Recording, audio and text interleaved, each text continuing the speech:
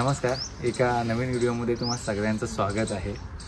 आज आपण आलोय नाशिक जिल्ह्यातल्या सिन्नर तालुक्यामधल्या प्रसिद्ध आणि प्राचीन अशा गोंदेश्वर मंदिराला भेट देण्यासाठी। हे मंदिर साधारणतः 12व्या शतकात यादव राजा गोविंदराज यांनी बांधलं होतं। प्राचीन काळी या मंदिराला गोविंदेश्वर या नावाने ओळखलं जायचं। पुढे जाऊन त्याचा अपभ्रंश होऊन या मंदिराला सध्या गोंदेश्वर या नावाने ओळखलं जातं। तर आता आपण मंदिराला भेट देऊ। या मंदिराचा इतिहास, या मंदिराची शिल्पकला आणि तेथील दैवतांचं दर्शन घेणार आहोत। तर हा व्हिडिओ शेवटपर्यंत नक्की पहा। चला आपण आता मंदिरात जाऊयात।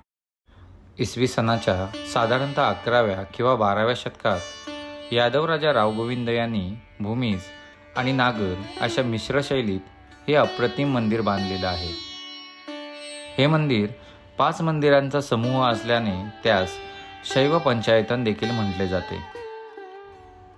यातील गोंदेश्वराचं मुख्य मंदिर मध्यावर्ती असून सभोवतालची 4 उपदिशांना असणारी मंदिरे ही पार्वती, गणपती, सूर्य आणि विष्णू या दैवतांना समर्पित आहेत।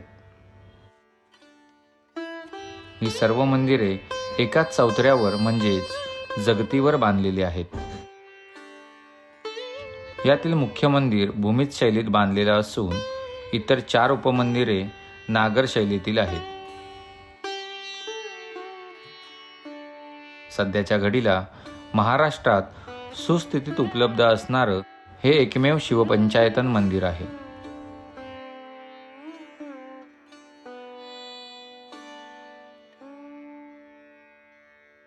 शक्यतो दख्खनच्या पठारावर बांधलेली मंदिरे ही साधारणतः काळ्या पाषाणातील असतात। पण या मंदिराचं आश्चर्य म्हणजे हे मंदिर गुलाबी खडकांपासून बनवलेलं आहे। यामुळे या मंदिराला नैसर्गिक गुलाबी रंग प्राप्त झाला आहे। या गुलाबी रंगाची झीज लवकर होते। हे मंदिर पाहताना आपल्याला प्रकर्षाने लक्षात येतं। तसेच त्यावर कोरीव काम करणे देखील अवघड असते। तरीही या मंदिरावर केलेली अप्रतिम कलाकुसर पाहत राहावी अशी सुंदर आहे।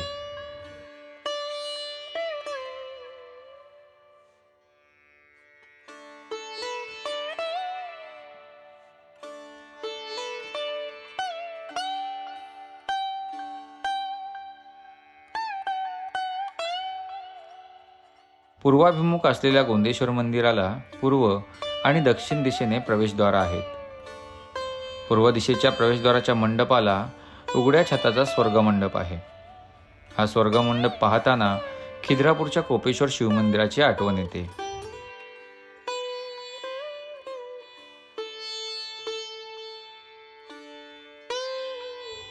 स्वर्गमंडपातून प्रवेश केल्यानंतर आपल्याला नंदी मंडपाचं दर्शन होतं।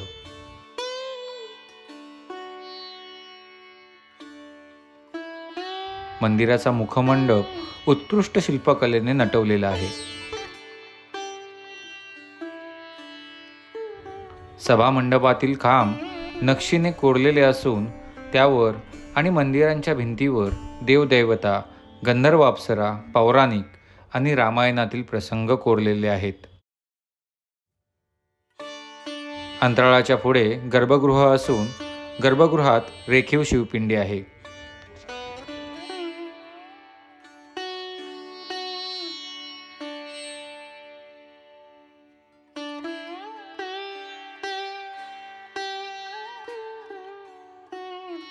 या मंदिराचं अजून एक वैशिष्ट्य म्हणजे गर्भगृहात शिवलिंगावर अभिषेक केल्यानंतर ते वाहून जाणारं पवित्र जल मंदिराच्या बाहेर सोडलं जातं। तिथं आपल्याला मगरीचं तोंड शिल्पांकित केलेलं दिसतं। मगर हे गंगेचं वाहन आहे। त्याच्या तोंडातून येणारं जल हे गंगाजल हे सांगण्यासाठी आणि मगरीचं गंगेशी असणारं नातं स्पष्ट करण्यासाठी या ठिकाणी मगरमुख कोरलेलं असावं। भारत सरकारने या मंदिराला महाराष्ट्रातील राष्ट्रीय संरक्षित स्मारक म्हणून घोषित केलेलं आहे। मूळ मंदिर संकुल भिंतींच्या पक्क्या तटबंदीनं वेढलेलं होतं, जे आता बहुतेक नष्ट झालेलं आहे। या मंदिराची रचना मध्य प्रदेशातील उदयपूर येथील नीलकंठेश्वर मंदिरासारखी आहे।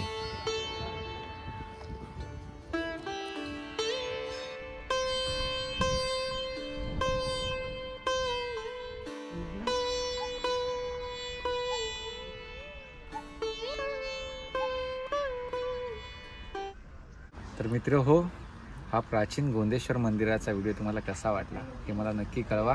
व्हिडिओ आवडला असेल तर जास्तीत जास्त संख्येने या मंदिराला भेट द्या. व्हिडिओ लोकांपर्यंत शेअर करा. पुन्हा भेटू एका नवीन व्हिडिओमध्ये. तोपर्यंत जय महाराष्ट्र.